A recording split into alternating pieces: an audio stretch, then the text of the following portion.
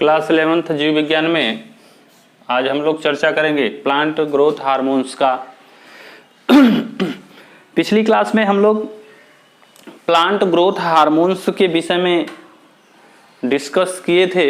उसमें से मैंने आपको 3 प्लांट ग्रोथ हार्मोन्स के विषय में बताया था और जो बचे हुए प्लांट ग्रोथ हार्मोन्स हैं आज उन पर चर्चा होगी। इसके पहले पिछली क्लास में थोड़ी सी बात जो हुई थी उसको देख लेते हैं।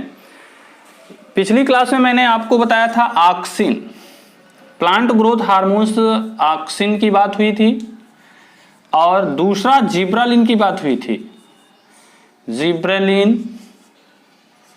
जिब्रेलिन्स की बात हुई थी और तीसरा जो था साइटोकाइनेंस की बात हुई थी। साइटोकाइनेंस की बात हुई थी। तो ये 3 प्लांट ग्रोथ हार्मोन्स पिछली क्लास में मैंने डिस्कस किया था। आज थोड़ा सा चर्चा यहां पर फिर से कर रहे हैं। ऑक्सिन जो है यह मुख्य प्लांट ग्रोथ हार्मोन्स है।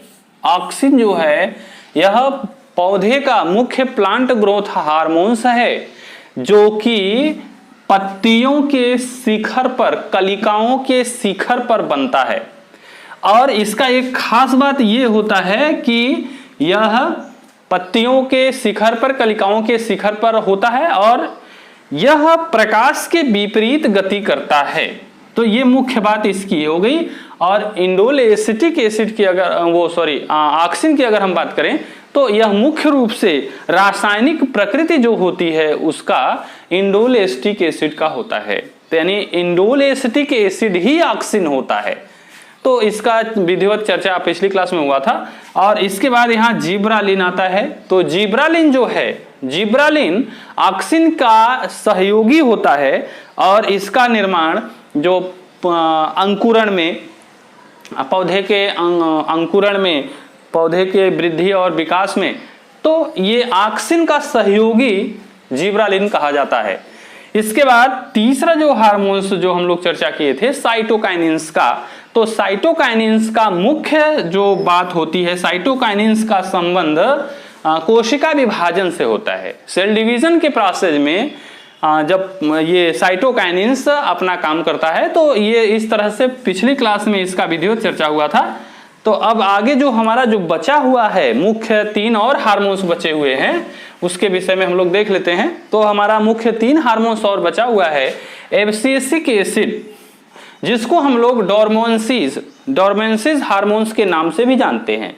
एब्सिसिक एसिड, डोरमेंसिस हार्मोन्स के नाम से 1 नंबर का क्वेश्चन आता है। वह कौन सा हार्मोन्स है जो डोरमेंसिस हार्मोन्स यानी सुसुप्ता अवस्था वाला हार्मोन्स कहा जाता है। तो वह उसको आप लोग बताएंगे एब्सिसिक एसिड। एब्सिसिक एसिड जो होता है वो डोरमेंसिस हार्मोन्स के नाम से जाना जाता है। यह एक प्लांट ग्रोथ हार्मोन्स है। इस डोरमेंसिस हार्मोन्स यानी एब्सिसिक एसिड जो है, इस हार्मोन्स की खोज एडी कोट्स नामक वैज्ञानिक ने 1965 में किया था। 1965 में किया था। और ये इसकी अगर रासायनिक प्रकृति की बात की जाए, सुसुप्ता अवस्था हार्मोन्स की अगर बात कही जाए तो यह 2 रासायनिक कंपाउंड जो हैं एब्सिसिक एसिड और जेंथोक्सिन का मिला हुआ रूप होता है। यानी जो सुसुप्ता अवस्था बनाए रखे ऐसा हार्मोन्स जो है वो एब्सिसिक एसिड और जेंथोक्सिन का मिला हुआ रूप है। आप लोग ये जानते हैं कि बीज का अंकुरण एक निश्चित समय आने पर ही होता है। बीज का अंकुरण एक निश्चित समय पर आने पर ही होता है। तो इसका यह कारण है कि बीजों में जो डोरमेंसिस हार्मोन्स होते हैं वो उसके अंकुरण को रोके रहते हैं, उसके अंकुरण को होने नहीं देते हैं। और वो डोरमेंसिस हार्मोन्स का ही काम होता है कि अंकुरण होने से उसको रोके रहते हैं, अर्थात बीजों को सुसुप्ता अवस्था में बनाए रखता है और एक निश्चित समय आने पर ही उसका जर्मिनेशन होता है, अंकुरण होता है। तो ये हो गया आपका एब्सिसिक एसिड। इसके बाद आपका दूसरा है फ्लोरिजेंस। फ्लोरिजेंस ऐसा हार्मोन्स है, नाम से मालूम हो रहा है, फ्लोरिजेंस से आप फ्लावर समझिए। तो ये फ्लावरिंग के प्रोसेस में काम करता है, यानी फ्लोरिजेंस जो हार्मोन्स है वह पौधों में पुष्प उत्पन्न करने के लिए आवश्यक होता है। यानी आवश्यक क्या होता है, आप कह सकते हैं कि पुष्प उत्पन्न करने के लिए ये फ्लोरिजेंस हार्मोन्स जब प्लांट सीक्रेट करता है तो वो पुष्प उत्पन्न करने के लिए उसका काम होता है।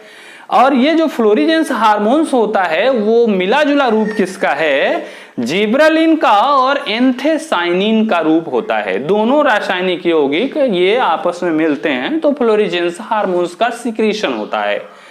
और इसका जो प्रभाव होता है वो प्रकाश और अंधकार के प्रभाव से पत्तियों पर होता है, और जिससे इसके सिक्रीशन के बाद पुष्प पौधे में फ्लावरिंग का प्रोसेस शुरू होता है। इसके बाद एक और हमारा हार्मोन्स है, उसका नाम है एथाइलिन। एथिलीन या एथाइलिन। तो यहां पर हम लोग देख लेते हैं इसका रासायनिक सूत्र देख लेते हैं। इस तरह से आपका एथिलीन या एथाइलिन का फार्मूला बना। तो एथिलीन जो है इसका सबसे अच्छा क्वेश्चन आता है, वह कौन सी गैस, वह कौन सा हार्मोन्स है जो फलों को पकाने के काम में आता है और गैसीय अवस्था में पाया जाता है। थोड़ा सा कंफ्यूजन यहाँ पर लड़के कंफ्यूज हो जाते हैं कि गैसीय अवस्था में पाया जाता है, इससे बड़ा कंफ्यूजन की स्थिति आ जाती है। तो आपको यहाँ पर कंपटीशन वगैरह में ये देखने को बहुत ज्यादा मिलता है, वह कौन सा प्लांट ग्रोथ हार्मोन्स है जो गैसीय अवस्था में पाया जाता है। तो उसका 1 नंबर का क्वेश्चन आता है। तो एथिलीन वह प्लांट ग्रोथ हार्मोन्स है जो कि फलों को पकाने के काम में आता है और वो प्लांट ग्रोथ हार्मोन्स होता है। तो ये हमारे प्लांट ग्रोथ हार्मोन्स की बात हो गई। इसके बाद हमारा जो दूसरा टॉपिक है, प्लांट ग्रोथ हार्मोन्स में जितने भी प्लांट ग्रोथ हार्मोन्स थे उस पर डिस्कस हुआ। इसके बाद हम लोग एक टॉपिक और हमारा है कंपानुकुंचन गति। कंपानुकुंचन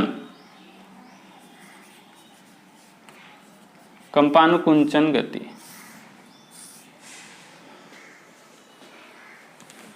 पुलवाइनस मूवमेंट।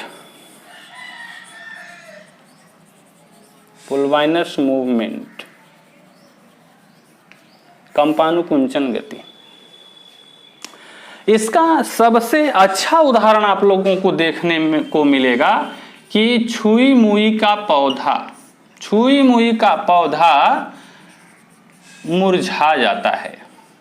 छूने पर जब उसको संवेदना मिलती है, तो स्टिमुलस जब उसको मिलता है तो वह छुई मुई का पौधा जो होता है वो मुरझा जाता है। जैसे ही संवेदना समाप्त होती है वह अपनी पूर्वावस्था में आ जाता है।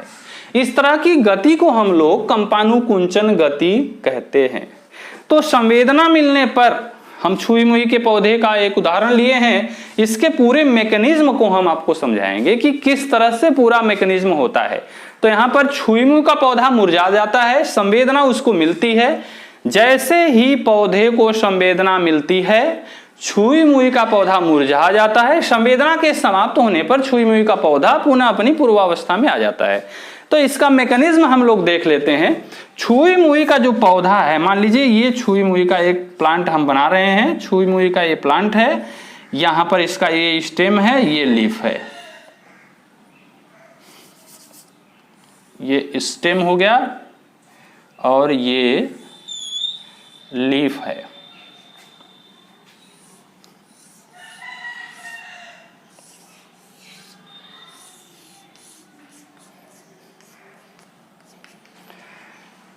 तो यहां पर ये छुई मुई का पौधा है और इसका एक लीफ मैंने आपको बनाया।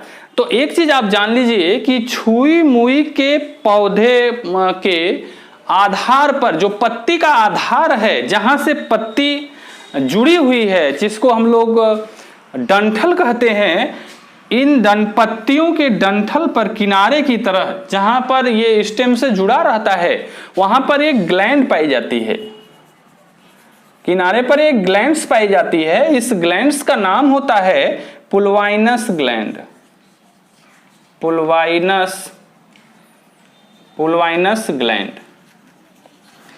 तो छुई मुई के पौधे की पत्ती के आधार पर पुलवाइनस ग्लैंड पाई जाती है।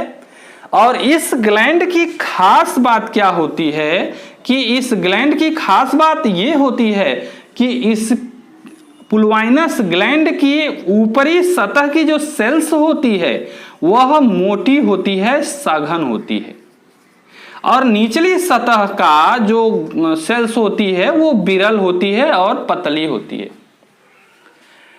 अब यहां पर घटना क्या होती है इस चीज को आप समझ लीजिए। जब संवेदना यानी कोई भी व्यक्ति छुई मुई के प्लांट को जैसे ही छूता है, स्पर्श करता है, तो वहां पर वो संवेदना जो है उसको मिलती है। और वो जो ऑक्सिन, मैंने ध्यान दीजिएगा, अभी मैंने आपको बताया कि ऑक्सिन पत्तियों के शिखर पर, तनों के किनारे पर बनता है। तो जब हम लोग संवेदना पत्ती को देते हैं, जब स्पर्श करते हैं उसको संवेदना मिलती है, तो जो पत्ती के शिखर पर यहां पर मौजूद जो ऑक्सिन होता है, यह ऑक्सिन पुलवाइनस ग्लैंड में प्रवेश करता है। अब ऑक्सिन जब पुलवाइनस ग्लैंड में प्रवेश किया, पुलवाइनस ग्लैंड में जब प्रवेश किया, तो यहां पर मौजूद जो जल होता है, वाटर होता है, वह पुलवाइनस ग्लैंड से बाहर हो जाता है। और जब जल पुलवाइनस ग्लैंड से बाहर होता है तो चूंकि ऊपर की कोशिकाएं सघन हैं और नीचे की कोशिकाएं विरल हैं, इसके कारण छुई मुई का जो पौधा होता है वह मुरझा जाता है, पत्तियां नीचे की ओर गिर जाती हैं। कुछ समय के बाद जैसे ही संवेदना समाप्त होती है, यह पुनः ऑक्सिन जो होता है अपने पूर्वावस्था पर जाता है। ऑक्सिन पुनः पत्ती के शिखर पर चला जाता है और जल फिर पुलवाइनस ग्लैंड में प्रवेश कर जाता है। जल जैसे ही पुलवाइनस ग्लैंड में प्रवेश करता है, जल जैसे ही पुलवाइनस ग्लैंड में प्रवेश करता है, छुई मुई का पौधा जैसे पूर्वावस्था में था उसी तरह हो जाता है। तो इस तरह से पूरी मैकेनिज्म इसकी है कि छुई मुई के पौधे के पत्तियों के आधार पर पुलवाइनस ग्लैंड पाई जाती हैं। उसकी ऊपरी जो कोशिकाएं होती हैं वो सघन होती हैं, मोटी कोशिकाओं से बनी होती है, नीचे जो होती है विरल होती है और पतली कोशिकाओं से बनी होती है। जब छुई मुई के पौधे को स्पर्श किया जाता है तो उसके किनारे पर, शिखर पर ऑक्सिन रहता है। जब स्पर्श उसको मिलता है तो ऑक्सिन पुलवाइनस ग्लैंड में प्रवेश करता है, जल बाहर होता है। चूंकि नीचे की कोशिकाएं विरल हैं, ऊपर की कोशिकाएं सघन है, तो इसके कारण छुई मुई का पौधा मुरझा जाता है। जैसे ही संवेदना समाप्त होती है, जल पुनः पुलवाइनस ग्लैंड में प्रवेश करता है, ऑक्सिन शिखर पर चला जाता है और छुई मुई का पौधा सीधा हो जाता है। तो इस तरह से ये जो कंपानुकुंचन गति की बात हो रही है, तो छुई मुई के पौधे का एग्जाम्पल लेके आपको समझा दिया गया।